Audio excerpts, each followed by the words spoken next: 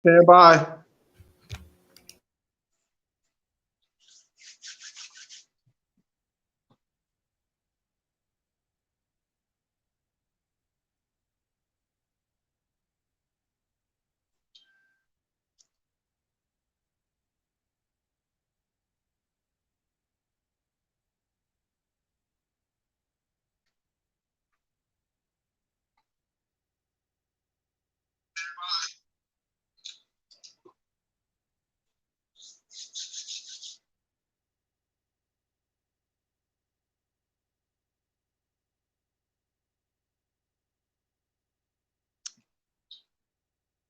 All right, y'all.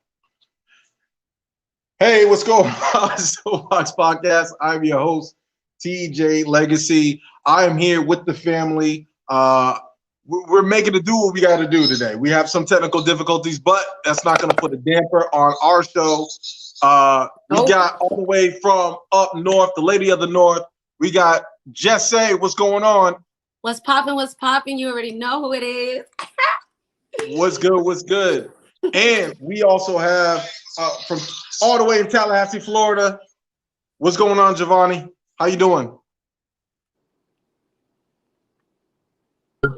Sorry, y'all. My mute button was not cooperating. But hey, yes, I'm doing good. Definitely happy to be here and close out the month of February with only like 4 days left to go.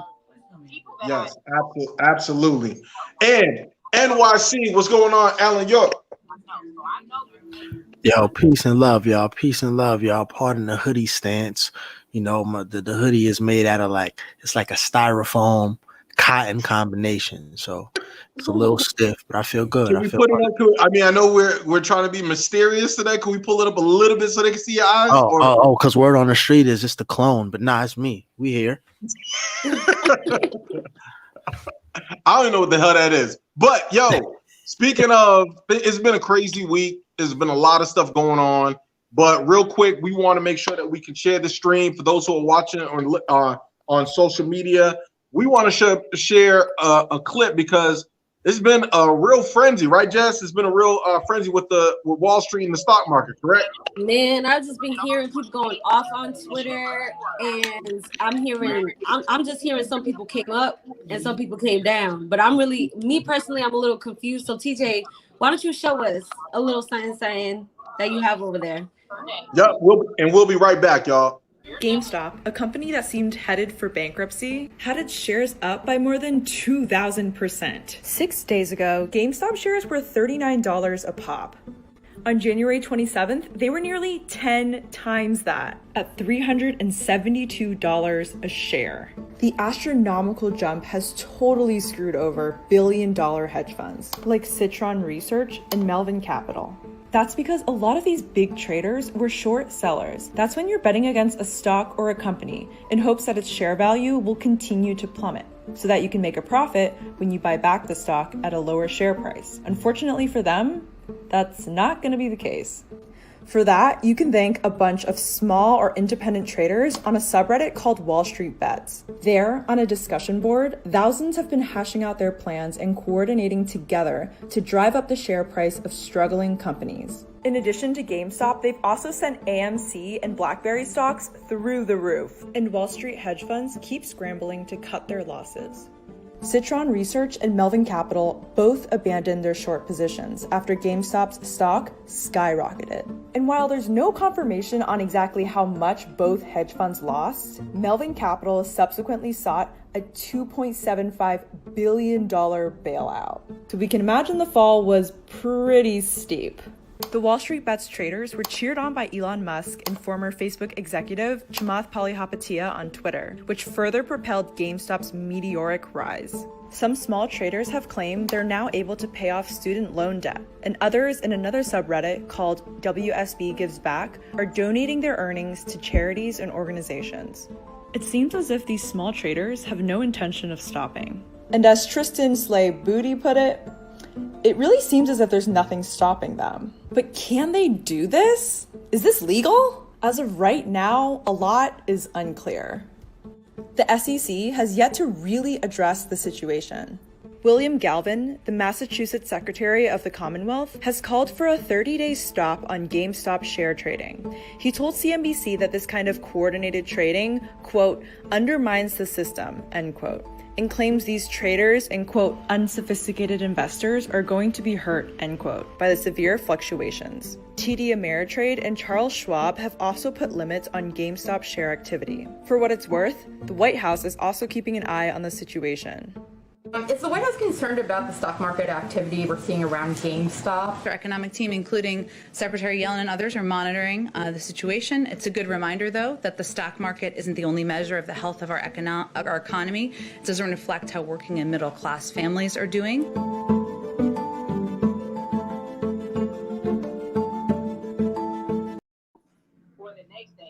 Yo, so as y'all can see, it's a lot. It's complicated. Shout out to Soapboxx Nation. I know we had some problems sharing the stream, but you guys are filing in. I appreciate it. Make sure that you follow us on Instagram at Soapboxx Podcast with two X. Yo, real quick, Alan, were you one of the people that went and tried to ride the wave with the stock market with GameStop? Listen, I didn't know nothing about GameStop that early, but for whatever reason, I just bought like $5 in AMC yesterday, and I knew why. I have no idea. What was my intention? I don't know. I just threw $5 at AMC yesterday, and I knew shit was fucked up because when I came in this morning, it said like that my purchase was canceled, and Cash App never declines money, so I knew shit was weird when that happened. But to me, like, I was told a couple of months ago that, I mean, essentially, at the end of the day, like Wall Street and stocks and options, it's all kind of like a Ponzi scheme. And so whoever is the best at playing that kind of wins. So, I have a lot of friends that are like traders and they do options. And I know someone who was up like 25K today. I know someone who was up like 50K today. And it was a lot going on. But for me personally, I'm not an expertise on it. However, anything that kind of like gets billionaires up in arms and drives them to bankruptcy, I am definitely pro. Yo, it's a weird day when you have Ted Cruz, Donald Trump Jr., and Representative Alexandria Ocasio-Cortez all saying the same thing. Like, that's crazy, where they're talking about, this is just the way that the rich, they have put a halt to, I believe, some of these accounts that you can, I guess they call it Robinhood is one of the apps, where you can't buy the stock anymore. And I think that's kind of funny how in America, they'll ask for all these bailouts, these big corporations, and then when it comes to average Joe people, or I guess you would say poor people, middle class people, when they're on the come up or they find a loophole in a system, then all of a sudden, then they want to unplug the PlayStation and turn the game off. So it just shows that how rigged the system is. I don't know. Has any of you guys ever thought about investing in stocks or real estate or anything like that? I have the Robinhood invested in a stock. I don't really know how to use it yet, but I've had it there for a few months now. But yeah, I don't really know what I'm doing, if I'm being honest. So you do it too? Yep. Do y'all? I was gonna say you just sign up for apps and just be like, all right, that's it. It's a new app. I'm gonna sign up. At first, I started with Robinhood, but then with another entity that my job has, instead of having like a 401k, they have this thing called like a 403b tax thing. And pretty much they invest into stock market for you. They just take $5-10, whatever, out of your check. You set the limit, and then they disperse it to small or large companies depending on how aggressive you are. So I have, a couple of stocks, I guess, since I've had it for like 2 or 3 years. And I guess it's computer ran. So the computer just does it by itself. And you just, I guess that's called blindside investing, like when you don't really know where your money is going, but it's going somewhere.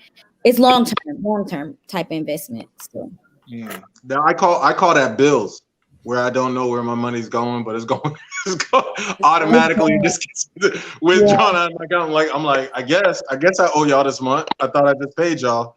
Yo, I spoke with a financial advisor, and I'm not gonna mention, she's been on the podcast before. I'm not gonna say her name because I don't want to butcher the information or do it injustice. But from what she told me, right, or what I gathered, it's more of, it's like supply and demand. And so people felt like they can just buy this stock if they had it at a low price. And then what they should have did was they should have sold it early. Now it rose to such a big price and it's plummeting now. And so basically the stock market is not a get rich quick scheme. It takes research and you got to do your stuff. So she said, if you started yesterday with $2,500 into that stock market, you probably lost half of it already. So I would never start with that much. Huh? I mean, I wouldn't start with that much unless I went through is it a broker that does it? No, I think people are just doing it on their own. It was funny is on social media, everybody was an expert yesterday. Oh yeah, but I'm saying like for real experts, like people who go and get certified. Oh yeah, she's certified. Yeah, certified, been on CNN, all these different types of TV shows and stuff like that. But I know I'm butchering it. I called her. She was like, "No, I'm not coming on the soapbox today because she's like everybody else has been calling her." But yo, it's all good, and she will definitely be back on. Huh? He didn't say whether you were gonna do it or not. Do what? Invest. Me? Invest? I'm investing in Soapboxx stock. I'm buying it early. Y'all better buy this Soapboxx stock up early before it take off. But yo, I definitely want to talk. We got some serious topics to talk about, everyone today. Appreciate everyone joining us, whether you're on watching us on social media or if you're watching us on our streaming services. Let's go around the horn because the title of today's episode is SUCKA shit, and there's been a lot of SUCKA shit that's been going on around the country, and particularly dealing with violence against women, police violence. So I definitely want to get Jesse and Giovanni's your take on these subject matters, and definitely you too, Alan. So I was going to toss it to Giovanni, but we are going to yes. So yeah, we are going to go to the clip. I want to show y'all a clip of something that happened in Osceola County at Liberty High School of this black high school student and how she was handled by a SRO, which is a student resource officer at the school. And just say, I'm gonna get your take on it if this was your child. All right.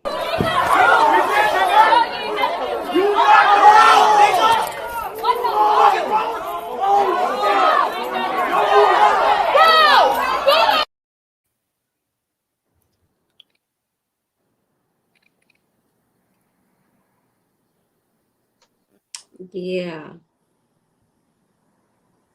Were you guys able to see all the video? It looked like it cut a little short, but yeah, pretty much.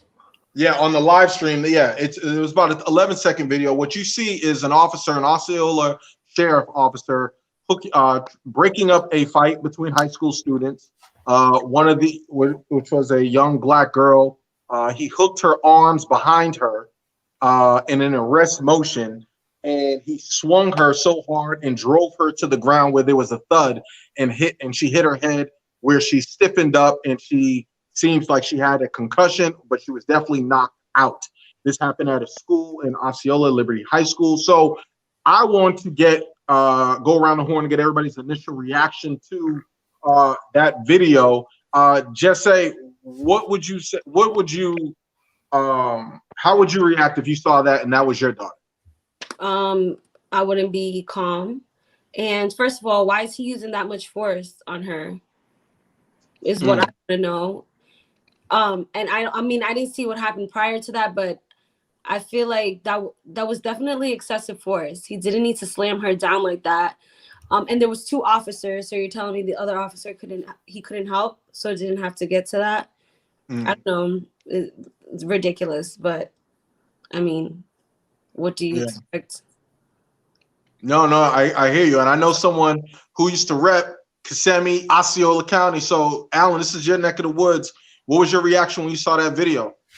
Yeah, it's infuriating. It's infuriating. I wish I could say I was surprised, just but I'm not. Just knowing the Osceola County Police Department, but it's like I think it's a very short list of reasons to not only use excessive force on a child, but even to be honest, just to put a child in handcuffs is a very short reason for you to be doing that, especially if you're in a contained environment like school.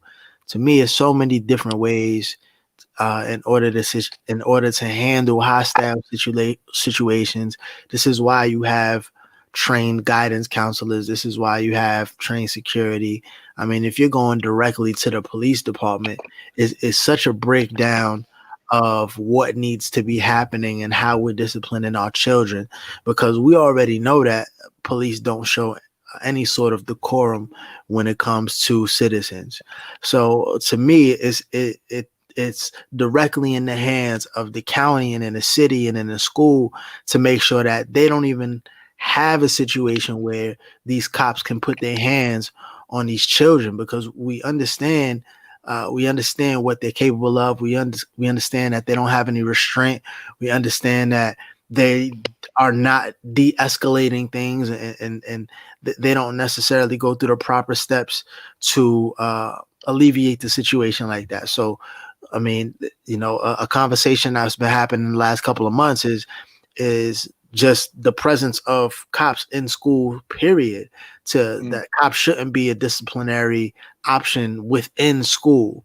I mean, it just shouldn't really happen, and that's just because of the history that they have. So it was definitely infuriating, but to me, it's like, unfortunately, knowing the history of police and being police, especially as understanding how Black women are police, that these things can happen if police are around and they're unsupervised. And so it's like at that point, it becomes deeper than just the slam. It's like at every single level, I feel like the school board failed that young lady. And we have to kind of get to the root of that before we can address that one slam. But of course, this person shouldn't be on the force, but they're not going to fire him.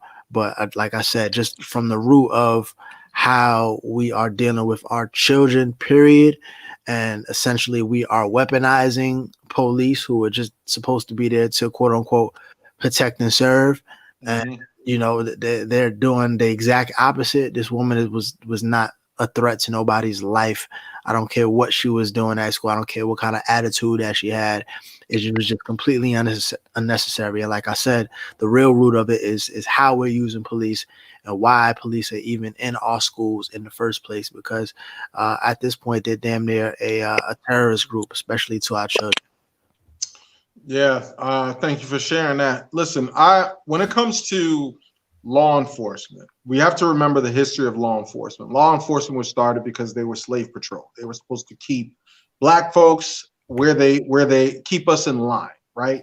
And so there's this intrinsic, I wouldn't even call it fear, when you're dealing with an agent of white supremacy, which is what law enforcement was created to do. It's an agent of white supremacy to not that serve and protect is not really for us. And that's been the history. And we're seeing time and time again, even with the reports from the US Capitol and then some of the reports that came out this week about the Proud Boys having FBI informants, where we have suspected white supremacists who have infiltrated law enforcement. And so when you have officers who don't live in that area, you have officers who have intrinsic bias against our pigmentation. Our pigmentation is the weapon, right? So when they see us, they don't see a human being, the majority of the time, right? And so the conversation now is really valid about law enforcement officers and how they interact with our children, not just in I went to a community forum and some of the community members spoke out and said, look, we have these officers that come into our community, doing the whipping, the nay and going to cookouts and doing the electric slide. And then these are the same officers when the cameras turn off and it's not a good PR for the political propaganda. These are the same officers that harass and brutalize our children. And so we have to really take a look back at, the state of law enforcement and really protecting our own children and what our self-interests are when they're going to school. There's an argument to be made that we do need some sort of security, some sort of law enforcement at schools because of, people to bring up, mass shootings, but that conversation is not going to go away. And to be honest with you, I go back and forth with it all the time. I've actually worked with some of the school board members to try to make sure that if we're going to have officers in school, at least make sure that the officers who are in school don't have history of excessive force and violence. And so because if you can't handle, I'm a former security guard. I've been able to de-escalate situations with adult drunk people better than that officer. So for him to slam that girl down in her head, and not only that, but shame on the school for they allowed this officer to cuff this girl after she was knocked out. And so that just shows you the dehumanization of Black life. Not only that, but so just to give some updates, they went to they said the sheriff is going to send the case to FDLE to do an investigation, which is still law enforcement investigating law enforcement. FDLE is not an independent review board, as much as they'd like to be known as that. They're not, because they're still law enforcement. They protect each other. That's that blue wall, that blue shield. So we'll see what comes out of that. But that's another tactic that they use to make sure that the national media doesn't pay attention, because they know the national media in about 2 weeks, they're going to forget about this story, and then they can kind of do what they want to do locally and kind of sweep it under the rug. I don't care if that officer was employee of the month last month. I don't care if that officer has never had an excessive force case. We all saw it with our plain eyes that was excessive force. You don't drive a little girl's head to the concrete and call that good police work. So let's hope that there is some accountability. We did just get Monique Worrell, who's been on the Soapboxx. She's the state attorney in that county as well. So I'm hoping that her office does an independent investigation. They don't need Osceola County's permission. They do an independent investigation to see if any criminal charges need to be filed, to make sure that we have some checks and balances when we have these type of situations. And oddly enough, and I was talking to Jesse, we talking about Lake County. I don't know if you heard about the one in Lake County. There was a girl who was tased, right?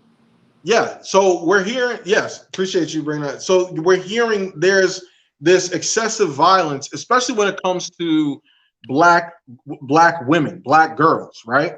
In law enforcement. And to me, as much as we talk about police officers serving valiantly, there's a whiff of cowardness when we're seeing Black women being attacked by adult white male law enforcement officers, right?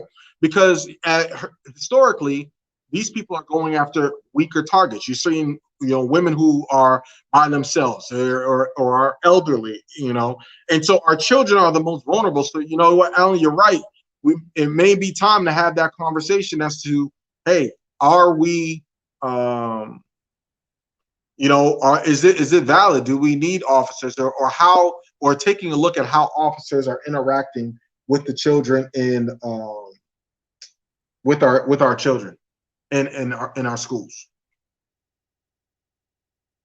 For sure, absolutely. I mean, because we know, police is only there for the threat of fear that they impose. It's not nothing. They're not adding anything constructive.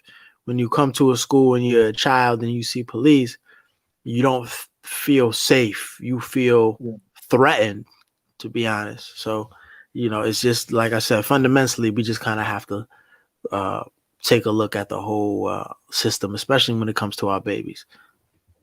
Yeah, absolutely. So I'm hoping that there is accountability on that.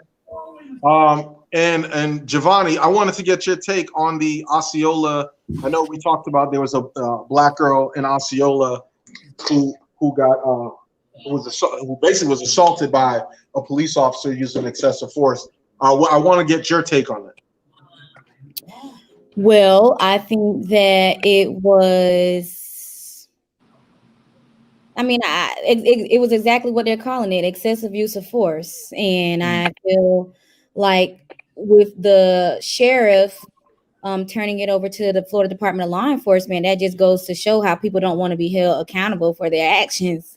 And it also goes to show a lack of leadership on the sheriff's part, because he doesn't want to handle the situation, or he's afraid to fire the cop or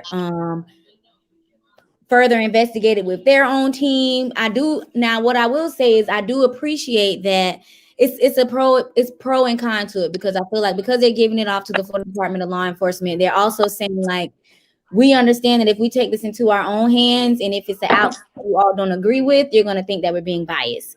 So let's just turn it over to the state and let them handle it. So it doesn't necessarily backfire on us, but either way it goes, it's going to backfire, even if FDLE says the cop is good to go and, they didn't find any harm in the situation. But it was scary to watch. I mean, the girl was paralyzed, and then the thump that we heard when her head hit the floor, I don't know if y'all mentioned it already, but lawmakers, they're filing bills because of the incident. And actually one of them is Representative Travarius McCurdy.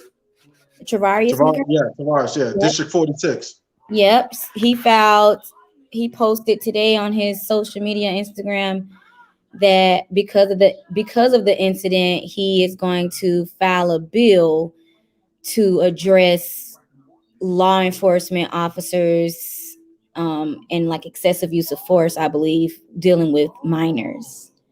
That's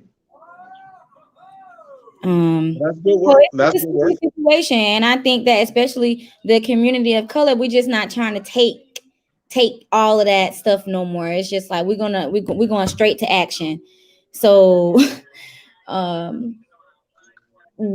will say this. This might go a little bit off topic, but I feel like when Donald Trump was president, the whole Make America Great thing, Make America Great, as much as we like to condemn that statement, he has made, I feel like he has made our fight more out. I wouldn't even say out front. Like, how can I say it?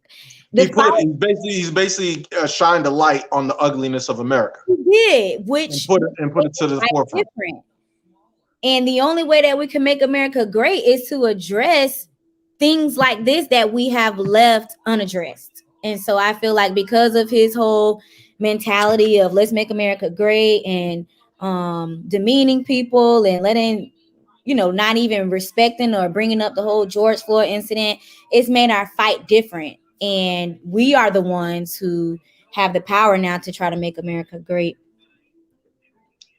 Indeed. So we'll definitely keep everybody posted on that, as well as the legislation, to see if it goes anywhere. Sometimes, some of these legislators, they see a hot topic, and because they're trying to get in the good graces of the public, they put out some legislation that they know is not going to pass, just to put it out there to get a couple kudos. So we'll see how far it goes, or when, how that representative, how he pushes that bill. But like we said, a lot of sucker shit's been going on. And in the world of the NFL, just say you got a story for us. Mute. You're on mute. I apologize for that. I'm still getting used to it. Before we get into the NFL, I think Alan had something he wanted to tell us about some stuff that went down in Harlem. Oh, correct. You're right, Alan. Go ahead. Yes. We had a sad situation uptown where a young lady was, and the reason why this made headlines is because it was so gruesome. So trigger warning here. A young lady was leaving a liquor store. She was approached by a young man in the liquor store. She denied his advances, and it ended up escalating and the gentleman physically attacking her, but ending up biting her eye. So, she had stitches all across her eye, like her eyeball? Yeah, like her eye. Yes. So that incident escalated and she ended up having to get stitches, and it was a really, really big deal just because of the gruesomeness of it all. Now, a couple of days later, we had the community of Harlem. They actually ended up not only doing a march in this lady's name, but in the name of protecting Black women. Also, there was a huge crowd who gathered in front of the liquor store where this incident took place, just to kind of congregate and not only to start the march, but to kind of, just speak community policing, to say the least. As of right now, the only thing that they have figured out in identifying these gentlemen is that they're actually not from Harlem. So they're not people who are originally from the area. Supposedly they're from Brooklyn, but they do live in Harlem now. So, the community is on high alert. They're on high watch right now, and of course, the NYPD is on as alert as they can be, all things considering. But, community policing is definitely one of those things that is happening right now. Like I said, an extremely unfortunate incident. The young lady came out and said, this person is not even a human. He can't even be described as such, as an animal, because who does that? So it's an unfortunate situation in Harlem, and we see these type of things happen way too often, where they always make jokes in regards to how women are too emotional, and women can't conduct themselves in certain ways because of their emotion. But it's like, what's more emotional than a woman rejecting your advances, and you can't even contain yourself to just kind of walk away? You have to react so much that not even emotionally, you may be berating her and maybe verbally, but then you take it to a physical state. So it's terrible. It's a terrible thing. And trigger warning, of course, but this person will get theirs. I understand that they was with a couple of other people, so all of these people will have their day with justice, whether it be in court or whether it be on the concrete.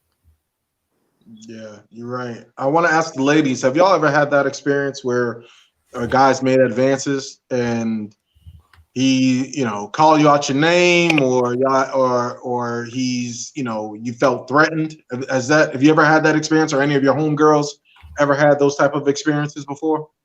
Well, I grew up in New York, so catcalling was definitely a thing. I remember that would traumatize me to the point where I would have to walk. Like if I see a group of guys just gathered and they're just chilling on the block, like I would cross the street just to avoid like being catcalled, because once you like deny them or you don't entertain them, they call you out your name, and now you're a hoe, and now you're ugly, and all this stuff. But I think like for me, and it sucks to say, like even now as an adult, when that happens, I'm just nice. So like if someone says something to me, I'll just be nice about it and then go about my day.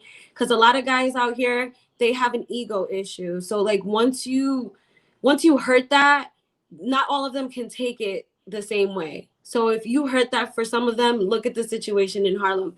They will go and they will attack you, or they will do something that's just out of the ordinary. So I just found for me what works is just I'm nice, and then I just keep it pushing. I don't know. Guys are weird, some of them. I hate that. I never got that because dudes be like, "Hey, what's up, shorty? How you doing?" As soon as you don't hit them up, all of a sudden you ugly, and it's like you was just calling my name. Now I'm ugly. How did I turn ugly in 2 seconds? So that shit is just weak. Giovanni, what about you? Have you ever had a situation where you felt threatened? Yeah, I think I mentioned one time I had a situation where I felt threatened before by a man, and then Florida men ain't got no respect. I'm from Boston. I just want to be for the record. Well, I'm from Florida men are Florida men. Outside of up north, but even in Florida, even like how rappers talk is how people talk in general in Florida, especially like Central Florida, down south area. Yeah. So I feel like that's just, they say, all right, ain't nobody want to F with you anyways. And you just like just say, you just keep walking, or you bust out and start laughing and make them feel even worse, which is the better part. Oh, you hit them with the petty. So what do we? And I know, because I hate the fact that, and I have little nieces, and I've actually told, like, they're being taught, like, you don't have to respond to people. Like when someone calls you pretty, you don't have to, oh hey, oh thank you, like right. You don't have to, but you also want them to not be in danger. But I think it's more important for us to teach young men, especially, and I've talked about this before on the show, understanding your pathway and dealing with power and control, right? Mm-hmm. Understanding that, we live in a culture where women are looked at as property, right? So where, and I'm not saying that's how it should be, but that's how some men view it. Like, hey, that's mine. Like, it wasn't until someone hit me up to the game where instead of saying that, oh, that's my girlfriend, that's my thing, rather than, oh, this is my partner. You see what I'm saying? There's a different connotation to, having ownership over someone. And I just think that's crazy, where you don't feel safe in your own community. It's tough enough being black, but try being a black woman as well, and being a woman and having to deal with, being discriminated against in your pigmentation. So, and you constantly, I don't know what it's like to walk around and be in constant fear because of my gender. I don't know that. You see what I'm saying? So, really? Yeah. So, I think Dave Chappelle said it first. Like, he was like, look, if I imagine having something that you know that somebody will kill you for, right? He was like, he used to sell drugs. And he said, I would rather walk in an alley with a whole bunch of, and I'm paraphrasing the joke, but he was like, I would walk with a whole bunch of money and drugs in a backpack before I walked around New York City with a pussy. That's what he said. Because it's that dangerous for women. And that's the reality. Like, someone hit me to game where women have to be taught how to hold their keys a certain way, or or have pepper spray, or check the back of the seats of their car before they get in it, because you don't know if there's some dude who's trying to sneak up behind you. So these are the realities of those situations that women deal with, that quite frankly, we have to do our job, at least we can do on this platform, to shed light on some of those struggles.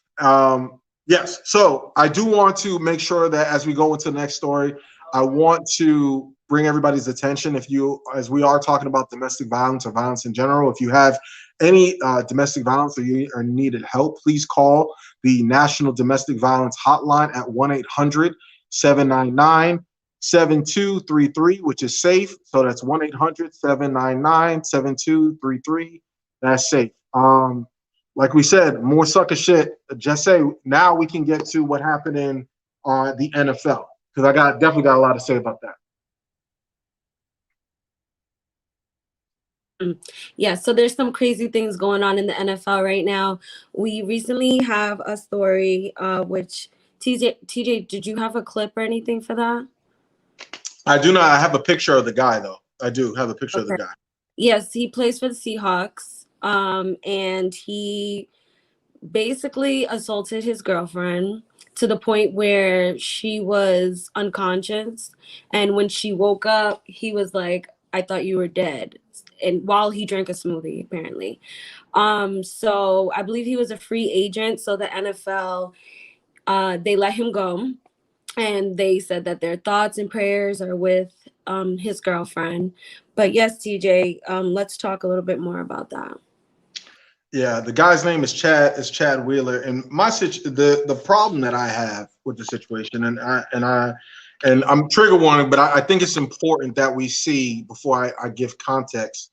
So for anybody who's squeamish or for watching us, I just want to show this picture real quick so that I can put into context what this man did to his former girlfriend. Right. All right. So that's Chad on the left. He's 6'7", 300 pounds. And that's his girlfriend, who is a black woman. And that's a theme. We're seeing more and more black women with violence. But that's her after she was beaten and strangled by him. And the reason that she was beaten and strangled, as if there's a justification, is because she refused to bow to him. Right? And so here we are talking again about this power and control dynamic when it comes to men and women in their relationship. But then there's also another caveat when we throw in some white supremacist shit into the mix, right? When you're doing interracial dating, and I know those who have dated interracially, race is a part of your relationship. As much as y'all try to ignore it, there's a different dichotomy amongst your relationship where y'all either ignore or see some flagrant shit that goes on. So this situation, for it to be that egregious and that flagrant, means that this is something that's been going on for a while. That's not just something that just happens, right? When you're dealing with somebody with power and control, it's something that is escalated. It's a push here, it's a shove, it's a slamming of the door, it's a this, it's a that. Like it continues to escalate. My problem with this situation is not just with him, who he should be charged with attempted murder, right? Because he said he was surprised that she was even alive. So I believe that's at least manslaughter. So he should be charged with that. 2, he should never play a down again in the NFL at all. But my biggest problem, the reason why I wanted to touch on this story, is I have a huge problem with ESPN and the media outlets when they with covering the story. It was hard pressed to find national coverage about this story until people on Twitter started bringing more attention to it and spreading awareness about this issue. Do y'all remember Ray Rice for the Baltimore Ravens, who punched his then fiance in the elevator and was dragged out? Do y'all remember Kareem Hunt, who was formerly with the Kansas City Chiefs? He was a running back who basically, after a white woman called him a nigger, kicked her out of his hotel room, and he was cut from the team into that. Greg Hardy, right, in the NFL, played defensive end, used to play for the Carolina Panthers, assaulted his girlfriend and allegedly threw her on a bed full of guns and beat her. And then also we had Adrian Peterson, future Hall of Fame running back, was also plastered all over social media for their kid because of alleged child abuse for his child. So you say, TJ, why would you bring up all of those guys, right? Because all of those situations, when it comes to violence or domestic violence in the NFL, were all plastered all over the news, because those were all black men who have committed domestic violence acts in the NFL, right? So now here we have a white offender, and this is not just the first white offender of domestic violence, and I don't want to make it seem like all of the NFL players are committing domestic violence act. I know that's not true. It's a very small fraction of people that are doing it, but it is a microcosm of our society. My problem is that your outrage, if you're not outraged over Chad Wheeler, the same outrage that you were over Ray Rice, then you're the problem. and for the media to not report this story with the same enthusiasm and with the same eagerness to get to the truth and get to the bottom and plaster his picture. You can't even find his mugshot. Mm-hmm. Right? So why is it when it comes to the face of violence, and that's a rhetorical question, the face of violence, when it comes to the face of violence and domestic violence, it's okay, almost acceptable to paint black men as the face of domestic violence. But when it comes to white men and their discretions of what they're doing and attempted murder to this black woman, all of a sudden we don't have the Hannah Storms of ESPN, who's a reporter who basically vilified Ray Rice and had this tearful, oh my goodness, how am I going to explain this to my daughter about what happened, and I can't believe this, and she had so many tears. She was quiet as a church mouse on Twitter, so I had to tweet at her. All these people were quiet about this situation. And so if the NFL is serious about domestic violence, your outrage shouldn't be determined on what race is doing is being the aggressor. That's one of the biggest issues that I had with this story. And shout out to some of the Nate Burleson, who was on Good Morning Football, who actually stopped the show and was like, no, we need to talk about this. Right? It's a problem, man. It's a real problem that we as black men are being painted. But not only that, these folks are not taking it as serious as they need to. And this, like I said, he definitely needs to be charged with not just domestic violence, but attempted murder, because she wouldn't bow to you. Like, right. You know, and if there's anyone that's going, if there's anyone that's going through these type of situations in their life or in their household, and you're trying to figure out, please call that number, because that situation really made me sick, because I understand, I understand what, you know, these women go through. Well, as much as I can, looking at that, but you know, for her to be beaten like that, and for the media to just be hush hush about it, you're doing a disservice not just to her, but to all other victims that are out there that would want to speak out because they don't have the safe space to speak out. So, but I want to hear from the ladies. What is your reaction, Giovanni? What are your reaction when you see those images and you hear a story like that?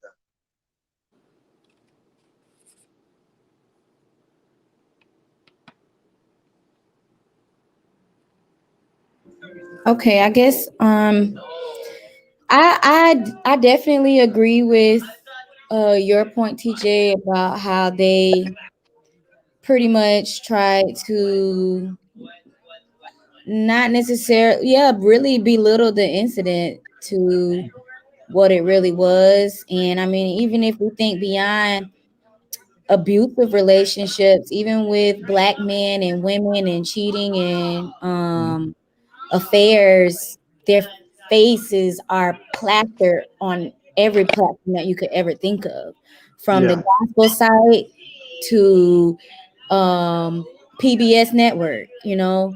So I do feel like, just in general across the country, it's a goal for the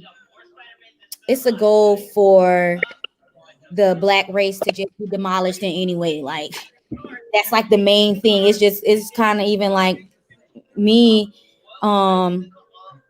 going to FAMU, and we never really talk about other HBCUs, but other HBCUs, they always want to come for us like, oh, we're going to be better than FAM, or you know, like, yeah, I went to FAMU, and they just be like, oh, well, I went to Cookman, and y'all not better than us. And I just kind of feel like it's one of those incidents where a person, they just want to be better than you so bad. So anything that you do, they're going to find it, and they're going to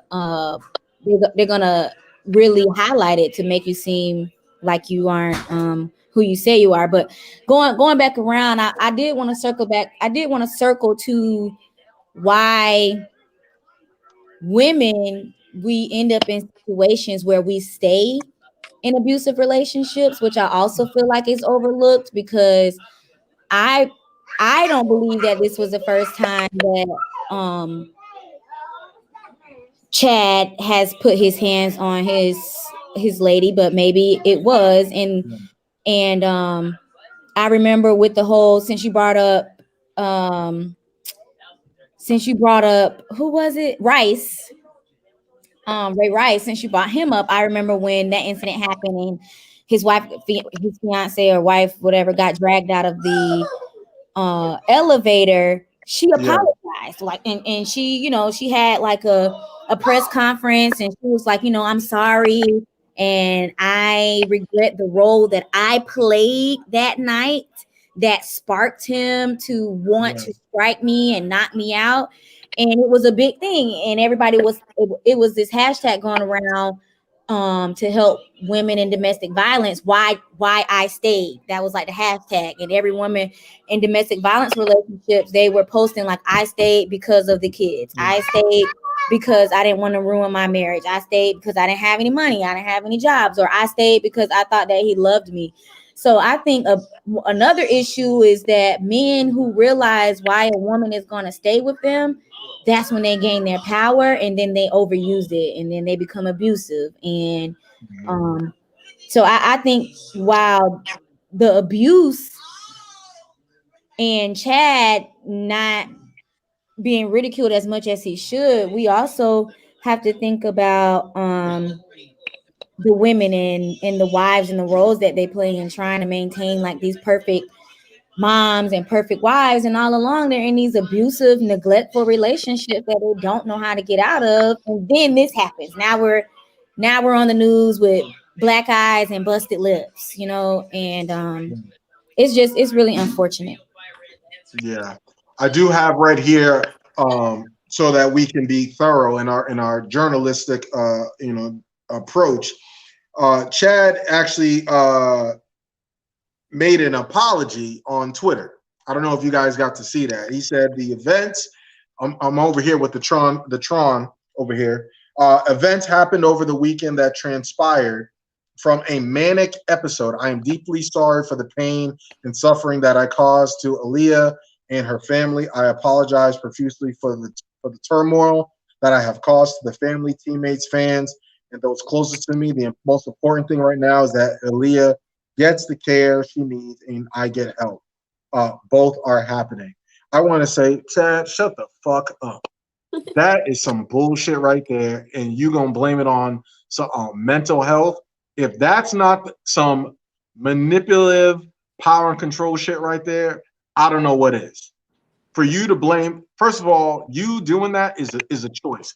That I don't want to hear no manic episode or whatever. The fact that you was sitting there sipping on a smoothie, and when she came to, you said, "Oh, I thought you were dead," because you wanted her to bow to you. That ain't no. And I'm not a mental health expert, but that ain't no damn.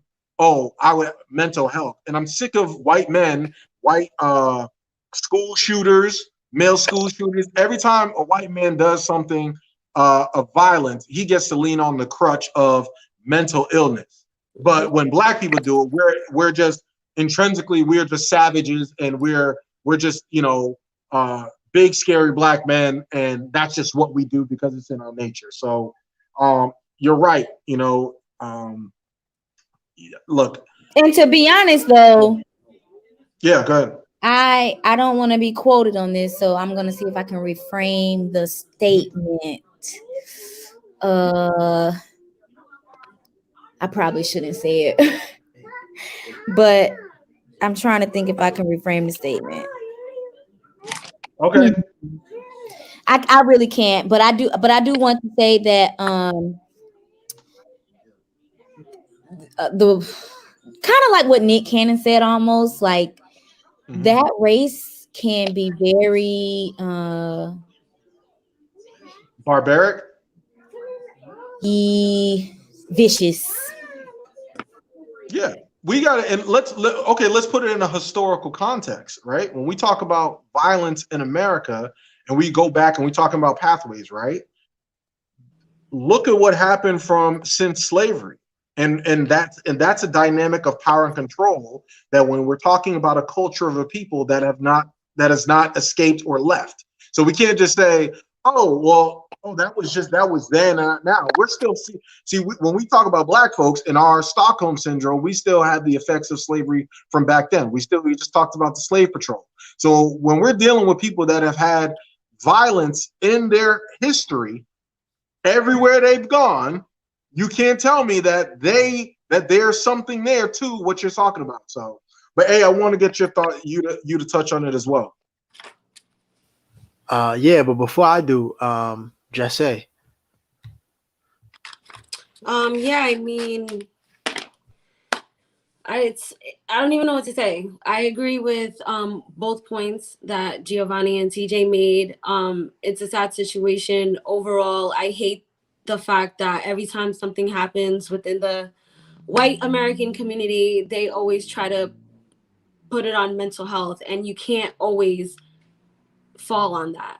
Yeah. And I don't like that the NFL didn't bring light to it sooner or in a bigger way, because Colin Kaepernick kneeling was everywhere. They fired him. It was like till this day people still talk about it. And you're telling me an NFL player who basically almost killed his girlfriend, they don't talk about it. Or barely talk about it. It's ridiculous and it's sad, but she's African American, correct? She's black. Yes, and that's the reality. And another thing before Alan starts is I feel they find it so easy to talk about, since Jess brought up mental health. They have this whole ideal that black women are mad and angry. Mental health ain't never been a part of our subject. Like, well, maybe they're dealing with this and they have this weight on their back. It's just y'all big, black and mad. And then for black men, it's they deadbeats. The white race, they don't have no labels. Like, we well, I ain't even gonna say we, but nobody wants to put a label like, oh, they can be serial killers and they've shot up a lot of buildings and schools, but we carry a lot of labels for people of color. All right, I'm done. No, that's real. That's real. Alan? Yeah, I mean, I just don't like that our women are going through this, and it's kind of been heavy for this whole week for this to be a theme. I do, and I have always kind of try to step outside of myself and my bias when it comes to media reporting and why things are getting more coverage than the next. So I won't stray myself from doing that in this situation. To be completely honest, when Ray Rice got in his situation with his lover, the situation was on camera. It was hotel footage. 2, Ray Rice was the face of the franchise. Kareem Hunt, same thing. It was on video footage, live video footage. Kareem Hunt was the face of a franchise. Those are 2 people who automatically garner attention. They garner clicks. Nobody gives a fuck about Chad Wheeler before this incident. So it's automatically not going to get the same coverage. And I do think it's so I wouldn't necessarily ask why those 2 instances got less coverage than this, because it's just kind of, it's common sense when we're talking about the media and journalists. Nobody gives a fuck about Chad Wheeler. Nobody gave a fuck about Chad Wheeler before this happened. He has never, ever been a subject of media contention before this. Yeah, So I gotta push back on that though, because there's give me a Chad Wheeler headline. No, it's not. The NFL has this campaign about domestic violence. They have their own media outlet, the NFL Network. So Correct. You may not have video of the actual incident, but those pictures were released, and they were released for a good little while before the NFL actually didn't come out with a full statement. The Seahawks came out with a statement. The NFL as a whole, and all the Seahawks said was, he don't play for us no more. That was the gist of their statement, was like, hey, I hope he gets the help, but he don't play for us no more. He's a free agent, and we ain't going to sign him. The NFL didn't immediately put him on the unable to be signed list like they did with Antonio Brown and all these other athletes. So there are things that the NFL could have done immediately that would have drawn more national attention to it. But because of who the victim is and the pigmentation of the victim, right? I think that has a lot more to do with it. Go ahead. The NFL doesn't do that though. Let's be real. The NFL doesn't say, oh, like people in the NFL get arrested every single day. The NFL is never the first to come out and be like, oh, this person did such and such. This is what's happening. It never happens until there's full media coverage. But that's why we're here. That is our role in this, right? This is why we're here. This is why we have to go out and, you know, report these things. And this is why we have to amplify our voice. This is the job of the journalist, right? Yeah. And this is our mission. So I'm not shocked at all because, like I said, nobody has ever held any sort of conversation.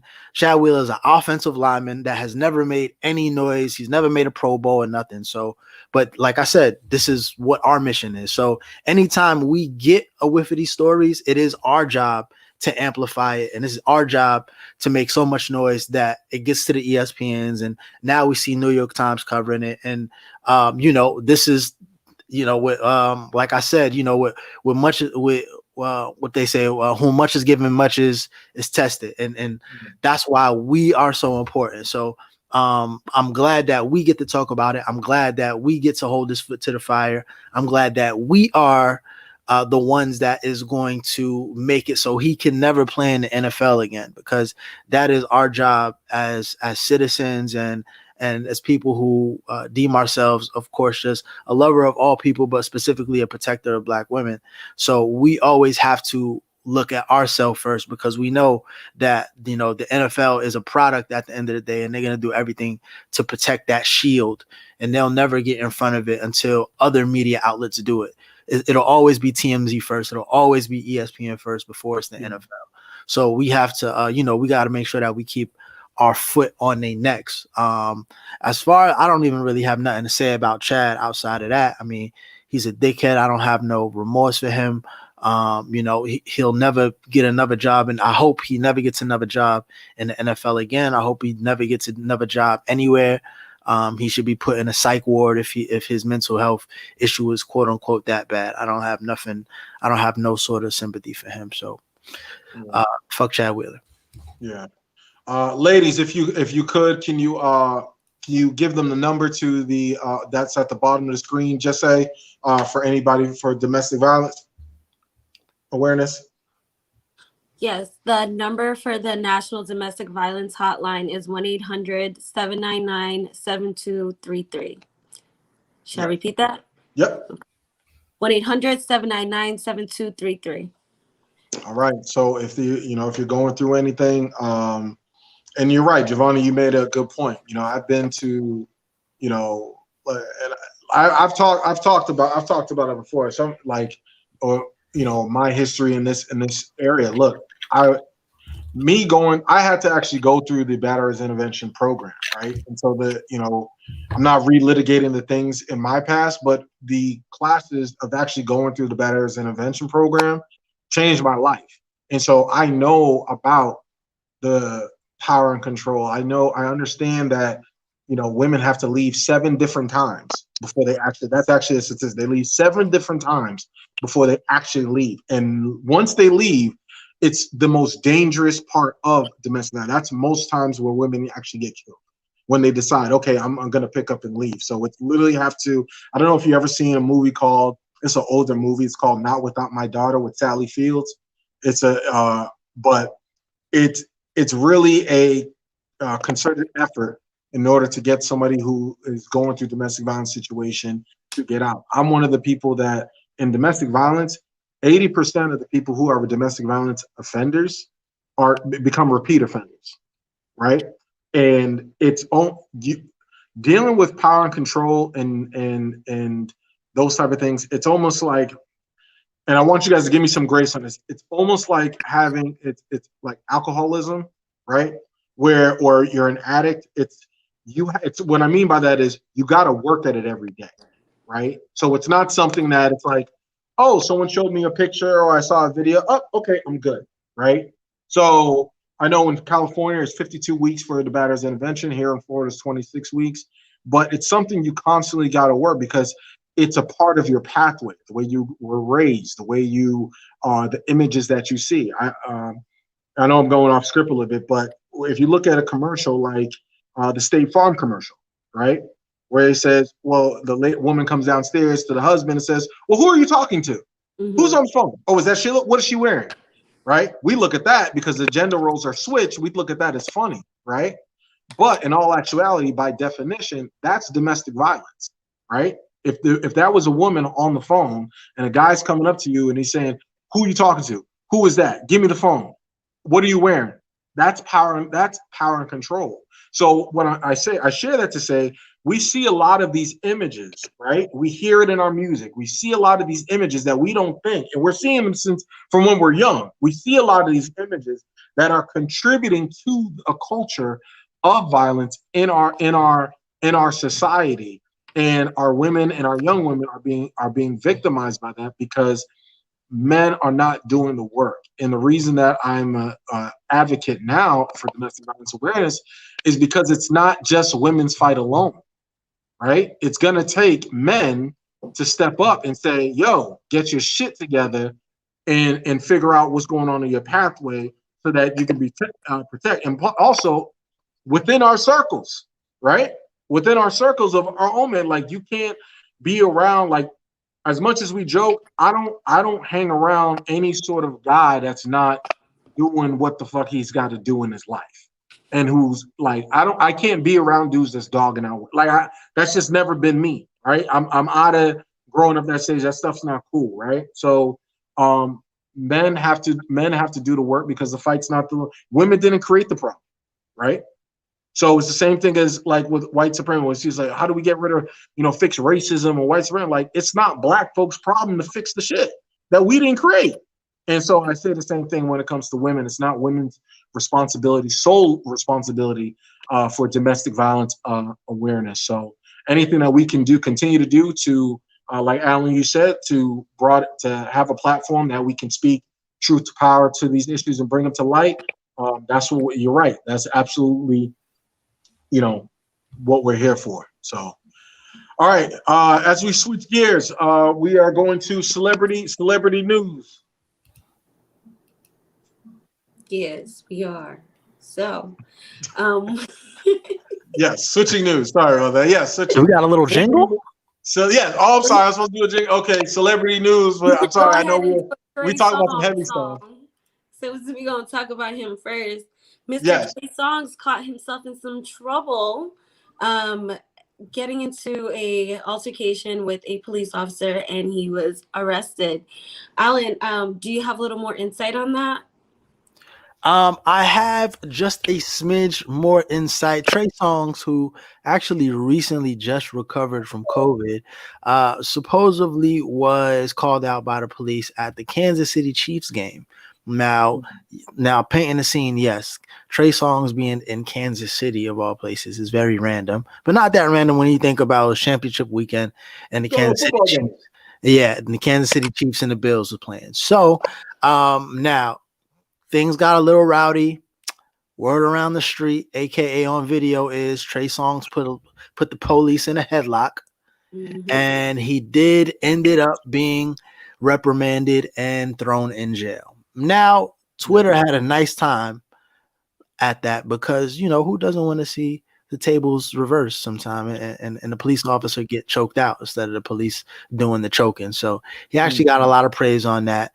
He did end up getting put in jail. Supposedly, this all started because he did not want to wear a mask, but that has not been confirmed by He's a no masker? That's the word on the allegedly show. But and I always say the people who already got COVID, they think that they're invincible because they got the quote unquote antibodies. So he may be one of those people. He may be he may be one of those. You probably don't wear a condom either. Just want to throw that out there. He may be one of those I got the antibodies people. But at the end of the day, we were able to see him put a police officer in a chokehold on camera. So I think that's a win for the culture. And he survived to tell the tale, huh? Absolutely. happy endings. And speaking of happy endings, let's talk about Mr. Kraft. Do you guys remember Robert Kraft, NFL Patriots, old guy? Owner. Yeah. Yes, that dude. So he Allegedly. Allegedly. He was not convicted, but he was what's the word I'm looking for, TJ? Help me. Charged. He was charged. Yes, there we go. I watch Law and Order all the time. He was charged with happy ending massages. I don't know what the charge was exactly, but recently he found himself in court, and the video that they had of him was taken out. They took it out. It was inadmissible. They destroyed it, and they got rid of it. And the charges have been dropped. So, I mean, are we surprised? Because I'm not. No, we live in two Americas. There's two judicial systems. Robert Kraft is the owner. I don't know if y'all know Kraft macaroni and cheese. That's him. That's his business. Yes, Robert Kraft, who's hanging out with Meek Mill and stuff. So yeah, so he's good. So not that he's good. I mean, what I mean is that he has going to jail for and that white rich white men play jail like it's Monopoly. So they get a get out of jail free card for being white. Pay, you're not past go. They got the money, they got the finances, and he will go on to Boardwalk and Park Place and live his life. Yep. So that's that. Moving on. We're gonna talk about my girl Zanny Lay. Now for y'all, she is beautiful. Yes, she is a singer. That's her? Yes, that is her. She is a singer, dancer. You might have heard her on one of Chris Brown's song. No, I'm sorry. Chris Brown was on a song with her, Easy remix. She has other songs. Little Baby is actually my favorite song from her. I've been following Zanny Lay for quite some time before people even started talking about her. And she's dope. Like, her energy is super dope. She's reposted me a few times, but there's no bias in what I'm about to say. Has she really? Yeah, she has. She has. I actually posted a video on Twitter to one of her songs, and she retweeted it, and it was pretty cool. Humble brag, huh? Humble brag. But yeah, so she is now dating the baby. And for y'all who don't know who the baby is, he's a rapper.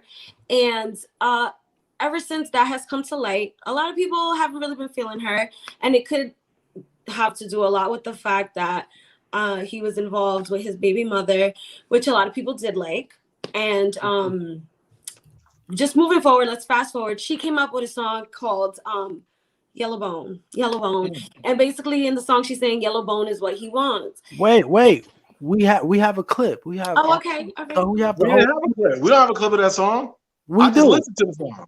No, it's in there. I'm sorry, sir. What clip? In the chat. I am on my laptop, sir. Me and my phone. There's no sharing of the stuff. Move on, guys. Go Google the Yellow Bone song. So basically, she's just saying yellow bone is what he wants, and then she's like saying some other stuff. And so a lot of people thought it was a jab towards his baby mother, but what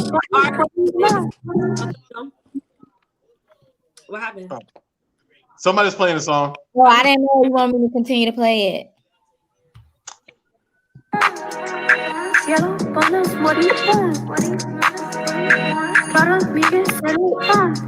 Okay, and she has blonde hair. She's Dominican, by the way, and she does have blonde hair, but I mean, that could be a wig because she has different color hair. But no, let me think about it. No, she has like dark brown hair, but I don't know. But anyways, people are bashing her for making this song, and she's basically defending it as she's celebrating her skin tone. She's celebrating who she is, and she's not denouncing or negating other skin tones or saying there's anything wrong with any other skin tones. She's just celebrating herself. So the question then goes into, is there a double standard for celebrating light-skinned women when dark-skinned women get praised in music? And some people might argue that there's been a long history of Black skin not being praised. So now Black skin is being praised because Black women are learning to love themselves, when for so long we were taught to hate ourselves and hate our skin tone. But should we, what am I trying to say? Should we be upset that people like Danny Lay of her skin tone also want to sing about their skin tone and how they're proud of it? No. Tell me more, girl. Hey guys, this is just Giovanni speaking right now. When it comes to the Danny Lee song, I feel like, since one of the things that I really like to promote is self-love and self-care, we can't be offended when people love themselves. And I feel like people who don't love themselves, well, not even people who don't love themselves, but people who haven't really cultivated how to love yourself enough that it doesn't disturb you if somebody loves themselves enough, I think then we wouldn't be we wouldn't feel like someone talking about their color of and taking it personal. I feel like once you start taking something personal when another person is talking about themselves, then you're dealing with the issue that you have within yourself. But I'm not going to be, I'm not offended if Jess, says, you know what, I'm just so pretty. I love my hair. It's so curly. I look good and I feel good. If that hurts my feeling, then that's something that I need to deal with personally. But, her embracing the color of her skin, yellow bone. I mean, if she was orange, I don't know if she would be like, orange girl is what he want. I don't know. But I know for me, if I had a song, I'd probably be like brown, or I don't know, maybe I'll say black. I don't know. But I wouldn't want anybody to be offended by that. I think we take it too serious sometimes. The whole concept of black, brown, and yellow and all that type of stuff. That's her. Just don't be trying to I can't even say that. I was about to say something real ignorant. Like, just don't be trying to claim Black Lives Matter. But I think it's a couple things here. I think well, one, I definitely think that she's getting backlash because she's dating the baby, and the That's baby exactly why. And he's kind of been like, whoa, is that from the fan club, Jess, or is that your it's analysis? Yeah, I mean, it's everybody in the words of rapper Big Pooh, everybody get judged by who they standing with. So it's like people have been kind of turning against him for a little while.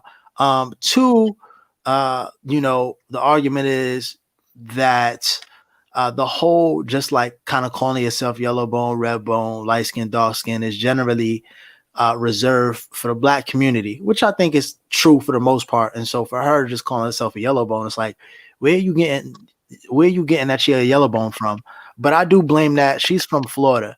So if she goes to the gas station, they're gonna be like, hey yella, hey yella, hey yella. I know where that comes from. You know what I'm saying? It may, the country ain't from Florida, but I know why she says that and why she considers herself yellow bone. But I understand that. Not saying that it's right or wrong, but that's gas station rhetoric making it to a song.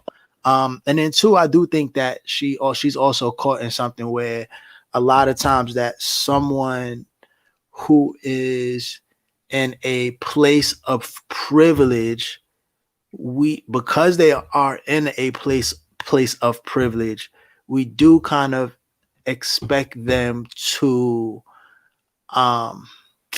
for lack of a better term, kind of like tone down their own self-confidence. And maybe I'm saying that wrong, but I do feel as if that a lot of the backlash I was listening to is because, okay, yeah, you're yellow bone, but you're celebrated, you're praised. You being light-skinned and you being wanted by men for being light-skinned is not an accomplishment, because this is what the media has told us for all of these years.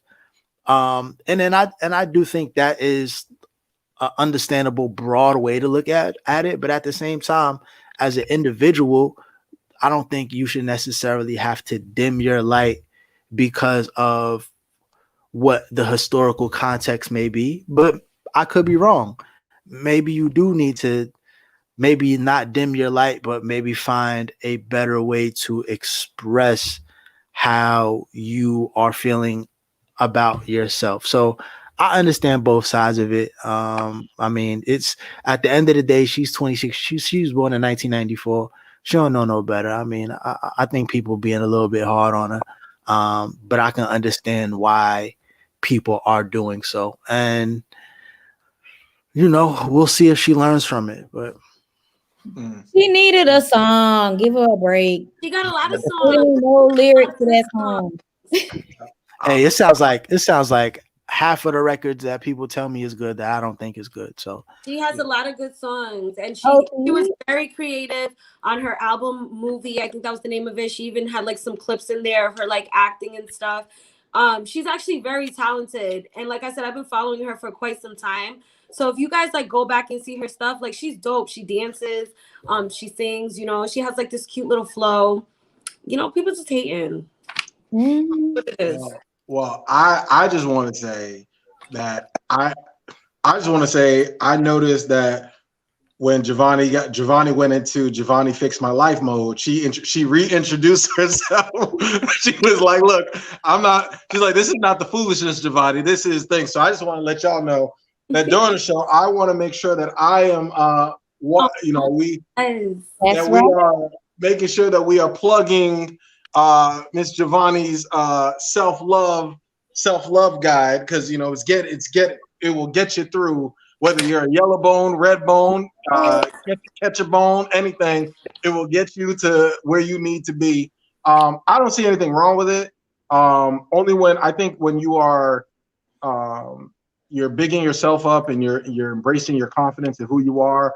Only when you use that to denigrate to dim somebody else's light is when it becomes a problem, right? So if there's a dude that likes his preferences, okay, I like yellow bones or whatever, but then you got a problem with dark-skinned women and you like, well, them dark-skinned women, like Kodak Black said some ignorant shit back in the day. So that's when it becomes a problem, when you start to denigrate someone based upon their race, that's where it becomes excessive other than preference. But there's a song called Black Skin or Brown Skin Girl, right? By, Beyonce and Blue Ivy. So, embrace your skin. Only thing is that once you embrace your skin, you got to know where you've been, where you're coming. Where you've been, where you are, and where you're going. Mm-hmm. And Alan, what was that quote that you mentioned at the beginning? You said the people you stand with. Everybody gets judged by who they standing with. Okay. Okay. Yes. And men don't like catcalling either, because I was at a Walmart one time and this older cougar called me thick one time, and I did not like it. She said, "You thick." I was like, and I just walked away. So wait, so was it the cat calling that, or was it the specificity of the actual cat call? Because if she would have called you hunky, would you have had a problem with it? First of all, no one calls me hunky. That is a derogatory term, sir. That is derogatory. Hunky is derogatory? No, she was hunky, husky. All them is not hunky. Like a heartthrob. I don't like that. No. But she was making a pass. She was like, She did it. That's when it became sexual harassment. It was, you. Was she attractive? Huh? Was she attractive?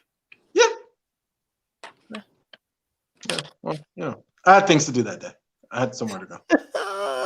Anyway, moving on. Hey, let's hit it with the moral of the story. That's all the stories we have, correct? Yes. It is. Thank you, Just Say, for that report. Just Say, Giovanni, Alan, thank y'all so much. Let's go to the moral of the story. I'm gonna start with you, Alan York. Wow, the moral of the story is police a community, so the police don't have to be in your community. Protect all women. When I say all women, of course that means Black women. Also wash your hands, wash your face, wear a mask. The pandemic isn't over because you are sick of it. And stop going to Tulum, man. Leave our Mexican brothers and sisters alone. Stop bringing your cooties over there. Yo, I'm gonna go next because I'm gonna give the ladies the last word on this episode. So my moral of the story is once again, the number to the domestic violence hotline is 1-800-799-7233. And I will say this: it is your responsibility to unpack and to deal with your shit. It is your responsibility to unpack and deal your shit. It's not your significant others. It's not your families. Everybody's got the cards that were dealt. It's your responsibility to take ownership of your life, ownership of your mistakes, and ownership of your growth, and put the work in. And if you're not willing to put the work in, you can't be mad at the results that your life produced. So that goes for whether it's mental health, that goes for drug addiction, and that also goes for domestic violence awareness.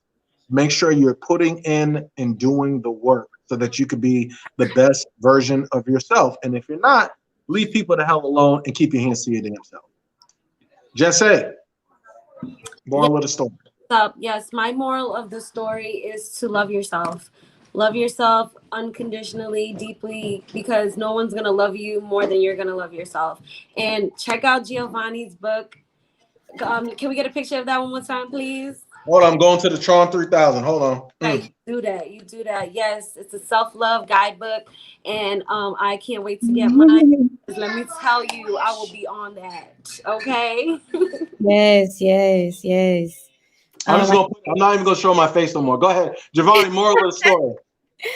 Well, yes. So my self-love guidebook is up for grabs on my Instagram, and of course, if you follow me on Instagram, it's just Giovanni, or if you follow me on Facebook, it's Giovanni D. Hampton. Either way, if you need the link, I can send it to you. So my moral of the story would be a follow-up with what TJ said, do the work, and what Jesse said, love yourself. And both of those things are combined in the book all together. So it's an easy process. If you have the book, you can do it at one seamlessly time. And then of course, I also want to add, now is the time more than ever to really speak up for yourself, because we I don't know, it's something in the air, but we hit in some time where either you move forward or you're going to get left behind. So, yep, do the work. That's right. There you go. That's just that was just Giovanni who was speaking, not Giovanni. It was just Giovanni. That was just Giovanni, right. Yes. All right, y'all. So, on link in my Instagram. Thanks, TJ. No problem. Iron sharpens iron. We're proud of you. Hey, so for Jesse, for Giovanni, for Alan York, hey, this is the Soapboxx Podcast. Make sure you follow us on Instagram at Soapboxx Podcast with 2X. Don't be afraid to tell everybody, to tell a friend about the podcast, and share our social media and follow us. And please stop doing the sucker shit. Peace.